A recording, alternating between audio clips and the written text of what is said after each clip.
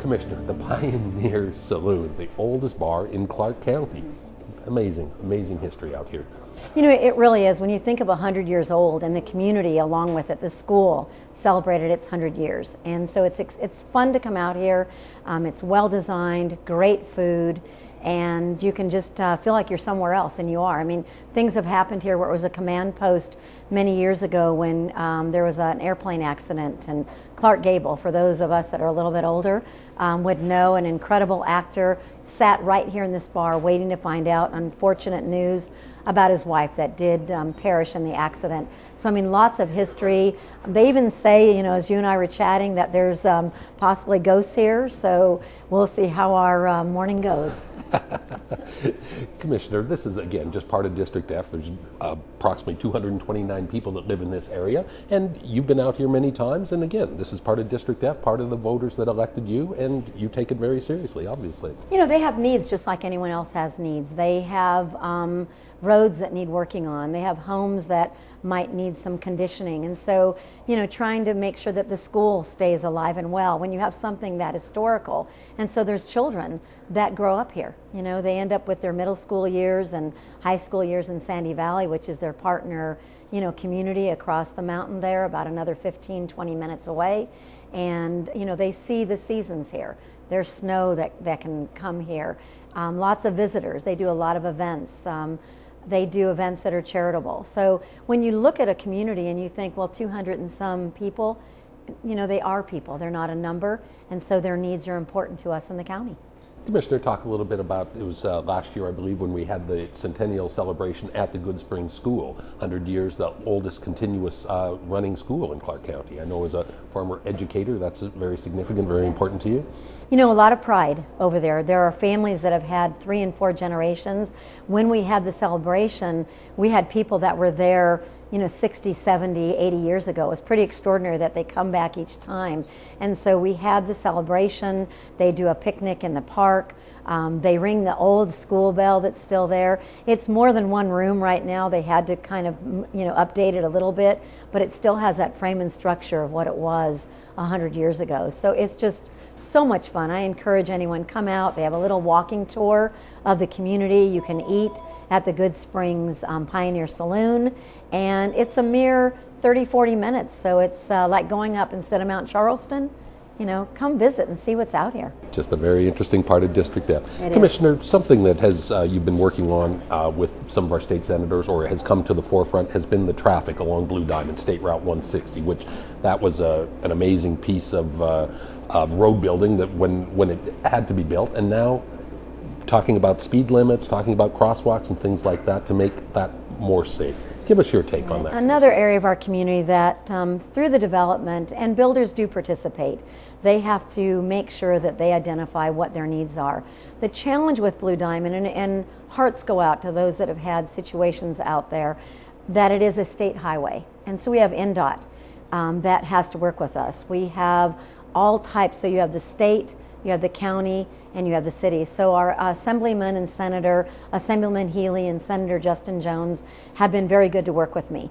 And we are seeing what we can do. We just had a meeting in November, or in December, excuse me, to see what can we do about crosswalks that would have to have signals. It would have to be signalized, or I'd be against it. The Highway Patrol has been a very good partner. Metro has been a very good partner, because Metro takes care of some of that road, the Highway Patrol, and ironically, they said when they're on that road all the time, he stated the other day, it is not about speeders, it's about carelessness. And you can't just make a left turn in front of someone. So we're seeing what we can do. Can we get the speed limit reduced? We heard from the citizens loud and clear. We feel their pain. We understand the situation. So we are looking at crosswalks that are signalized. We are looking at reducing the speed limit. And while we were speaking on that, Blue Diamond goes through Mountain Springs, which is another District F community. We're seeing if we can get that speed limit adjusted, because there is a fire station. There are children that get on the school bus out there. Commissioner, you're part of a Give Pedestrians a Break, part of a campaign designed to heighten pedestrian awareness. That's in October, but obviously this is something we should be maintaining year-round. You talked about some of these self-activated traffic lights. Is that something that we could see in Blue Diamond, on Blue Diamond, or is that something possible? We're looking at it, but that's a little frightening. You want to make sure that it's absolutely, even though you could press the button, would people adhere to knowing that it's a blinking light talking about or saying that there's a pedestrian there? For me, it's very personal. I did share that I was crushed between two cars by a drunk driver and broke both legs and a lot of other serious things that happened. So it's very real to me when you talk about highway accidents and wearing seat belts. And my husband, we've lost a son to an accident on 15. So it's real to us. Not that it's not real. You don't have to live it to make it be real, but it does bring it to the forefront when you've lived that. So we want to make sure that safety is first and that we're very cautionary. Right now we want parents to tell their children, do not, in no uncertain terms, cross this street unless you're at Durango or Buffalo, and then still maintain caution. There's still not a pedestrian button there to press. So we've worked with the NDOT people to see what can they do and those that monitor Blue Diamond.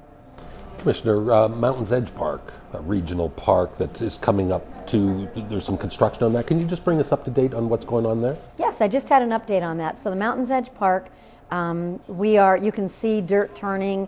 You don't see a lot at first because there's a lot of underground work, and so that's very important to note that it's coming. We're looking for May as a date that seems to be extremely solid.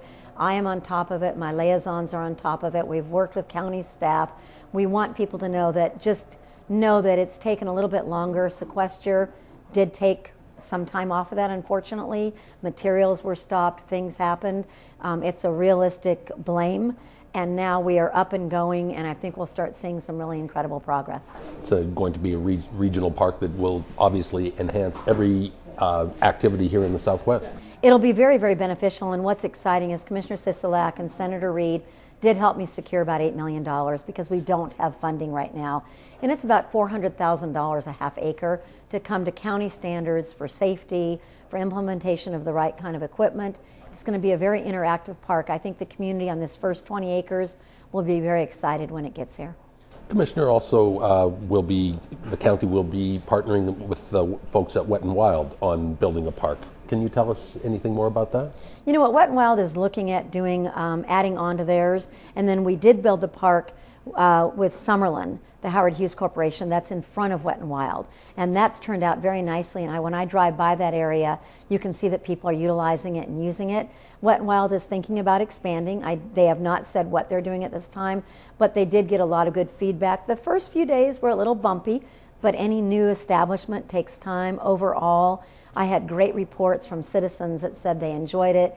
They had fun. Were there long lines? Yes, there were, but it's the only water park really in southern Nevada that is of that magnitude. So it was a great addition to District F and the community. And it's a great indicator, an economic indicator, to show that things are on the rebound. Obviously, with the re-upping of the Summerlin Mall is going to be taking place. These are all fantastic indicators for Clark County's economy. Right. The Summerlin Mall, another addition to District F. I'm really pleased that it's very exciting, as we've said already today, from the very, very new to the 100 years old and everything in between. But the mall, if you drive by 215 in Sahara and Charleston, you can see the buildings are up. You can see that they're really moving dirt. It's coming along very quickly, so very excited about that. We also have, which was called Manhattan West, Gramercy, which is now viable again.